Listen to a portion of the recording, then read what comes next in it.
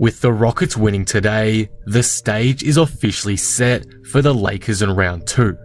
Both teams are in red-hot form, and it's going to make a very interesting series for sure.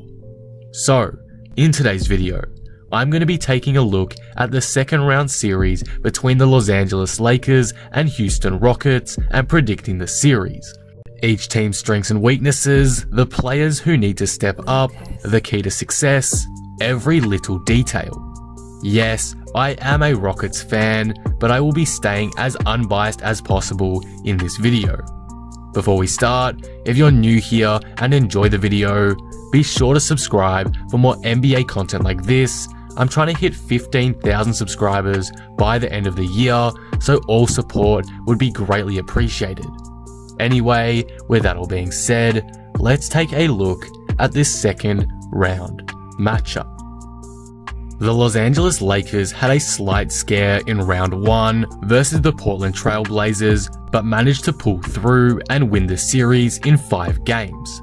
This was thanks to some historic and dominant performances by LeBron James and Anthony Davis, such as AD's 43 bomb in Game 5 and LeBron's average of 35 points a game across Games 3, 4 and 5, as the Lakers killed any chance the Blazers had left. Apart from a couple players, the Lakers are in red-hot form right now, and honestly look like the favourites to take home the crown if they keep up the rate they're at. The Houston Rockets had a very intense series against OKC, and that's coming from me as a Rockets fan. This team definitely gave me a couple heart attacks this series. After going 2-0 up, the Rockets looked prime to close out the series in 4 or 5 games, but OKC fought back and made the series as close as it was, which you have to give them credit for. But even with those efforts, Harden and his squad were too good and are playing some elite basketball as we enter the second round. Harden was huge for Houston this series, and though was locked down a couple times by Lou Dort, he managed to get his teammates involved. Guys like Daniel House Jr., Eric Gordon, Austin Rivers, and Jeff Green especially stepped up big time to close it out, considering Westbrook was out for the majority of the series. The Rockets overall are looking quite scary, and thankfully, the extreme small ball lineup is showing it has its benefits. So, what are the strengths and weaknesses of each team? Let's take a look at the Lakers first. The first big strength of the Los Angeles Lakers, which I forgot to mention in my round 1 prediction video for some reason, is their defense. The Lakers has some of the best defense in the league, led by big man Anthony Davis, who was a finalist for Defensive Player of the Year this season. With the Rockets' drive and kick style, blocking up the paint with great rim protectors like AD, JaVale McGee, and Dwight Howard, the Lakers may be able to contain Houston well and force them into a lot of bad 3-point shots, which, in turn, could lead to a series win, but we'll have to wait and see what happens with this one. Another strength of the Lakers is their chemistry. Though it's hard to show how good a team's chemistry is, it's obvious if you watch the Lakers how close-knit of a team they are. In high-pressure situations like the playoffs, where you have to trust and rely on your teammates, good team chemistry is key, and this arguably league-best chemistry could be great for the Lakers this round. We saw how crucial this was for teams in the 2-day lockout we had due to the boycotting of games, and the Lakers have pulled through that hectic situation on top, and as I've mentioned, look as good as ever to go far. So those are the strengths of the Lakers. But what about their weaknesses? The biggest weakness to me has to be their 3-point shooting. Guys like Danny Green were, to put it lightly, dreadful from deep in the first round, and it almost cost the Lakers a few games, and it definitely cost them Game 1. If the Lakers truly want to go far these playoffs, players such as Danny Green, KCP, Kuzma, etc. need to step up and become more reliable shooters, because, I hate to sound rude here, but the Lakers' 3-point shooters were just shocking last round. In 3 of the 5 games last series, the Lakers shot below league average from 3, and in game 1, shot 15%. Again, it's something that needs to be improved on as soon as possible, because against better teams in future rounds, this could come back to haunt them. So those are the strengths and weaknesses of the Lakers. But what about Houston? The obvious first big strength of Houston is their shooting. The Rockets live by the 3 and die by the 3, and sometimes it's what wins them games, but it's also what can lose them games, like we saw in Game 3. Against the Lakers, I honestly think this could be a huge benefit for Houston, as I'm unsure if the Lakers will be able to keep up with this drive and kick kind of style play. I don't think this as easy of a lockdown as it seems for the Lakers, so the way Houston stretches the floor will be crucial for them, in my opinion, if they want to win this series. Another strength of Houston's is their defense. Despite what people say, the Rockets aren't actually a bad defensive team. Those stats may say otherwise, and I won't say they are elite. I think they are definitely better defensively than what people give them credit for. Even with a lack of height, the Rockets are able to lock up key big men and minimize star players' impact, which is how they've been able to pull off multiple upsets throughout the season, like against Milwaukee in the bubble and the Lakers too before the suspension. So far, their defense has held up very well these playoffs. I mean, it won them game 2 literally because Houston had a horrible night offensively that day. But against a team like the Lakers, that may be a different story. So for this one, we'll have to wait and see. So those are the strengths of the Rockets. What are their weaknesses? By far, the Rockets' biggest concern is their rebounding. Due to the team's lack of height, they really struggle to keep up with teams rebounding wise, and this can sometimes, not all the time, but sometimes cost them the game. They survived against the Thunder, who aren't a great rebounding team anyway, so against the Lakers, this may be a completely different story, and not in a good way.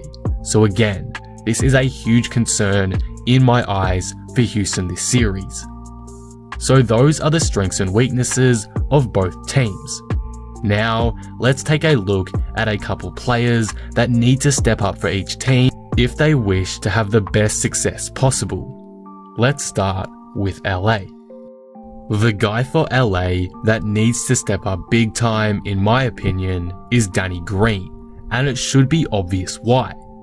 Danny Green was terrible last series, averaging a mere 8 points, and he shot a poor 35% from 3.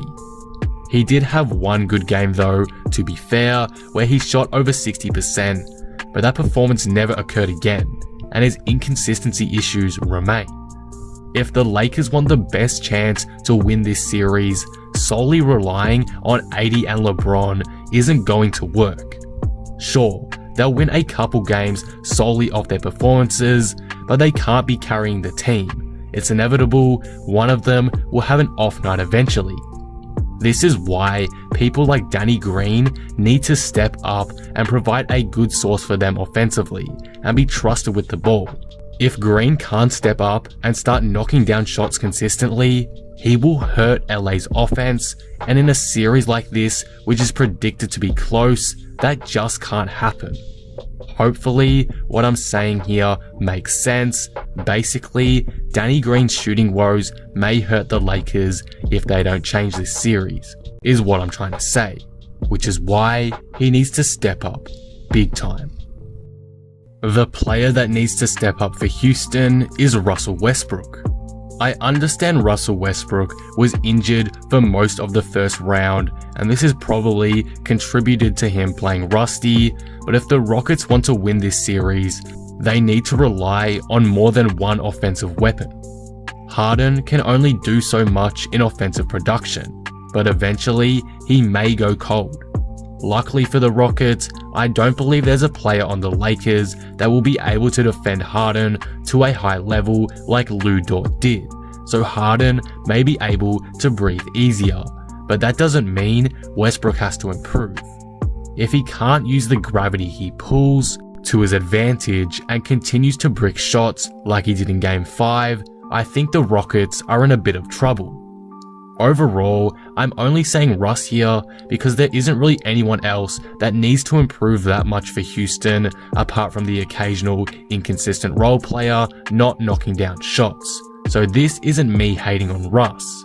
It's more of me saying he can be the most impactful player on the court this series. So he just needs to make the most of that role and unleash the beast inside of him we know he has.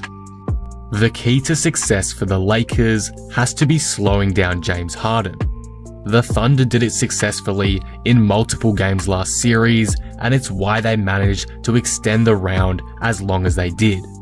If the Lakers defend Harden well enough, this round isn't going for very long at all. The key to success for the Rockets this series is slowing down LeBron James. Anthony Davis is going to feast this series regardless, so he shouldn't be the Rockets' biggest worry. LeBron's impact on this Lakers team is gigantic, and when the Lakers struggle, he tends to be the one to take over. If the Rockets shut down LeBron somewhat, they'll force him to rely on his teammates, who thus far haven't been very good at all, apart from a couple. The Rockets would definitely rather Danny Green taking 15 shots a game over LeBron, so this to me has to be the Rockets' key if they want to stand a chance this series. With that all being said though, after looking at the keys to success, the strengths and weaknesses, and players who need to step up, who is winning this series between the Rockets and Los Angeles Lakers? I've got to go with the Los Angeles Lakers in 6 games, and here is why. Though I think the Rockets will put up a good fight, and I think a lot of people will underrate their defense when it comes to guarding AD and LeBron, I just can't see them holding them down for 4 games out of 7. To win this series, one of AD and LeBron needs to be slowed down a ton each game. And I get that Harden, PJ Tucker, etc. have the ability to play defense on these guys, particularly in the post, but I just don't think in a 7-game series the Rockets will be able to pull through. Houston is also extremely streaky with shooting, so if we go on a cold stretch, the Lakers are going to take full advantage of that and blow the Rockets out. Again though, the Rockets are very capable, and as a fan of them, I have faith, but realistically, I just can't see them taking more than 2 games this series. The duo of LeBron and AD will be too OP for the Rockets small ball team, and though I think it's going to be closer than it seems on the surface, I have the Lakers winning this in 6 games. And that will conclude the video. What do you guys think of this? Who do you have winning this series? Houston or Los Angeles? And in how many games? Let me know all your thoughts down in the comments below. If you enjoyed the video, be sure to drop it a like and subscribe. But with that being said, I am out. Peace.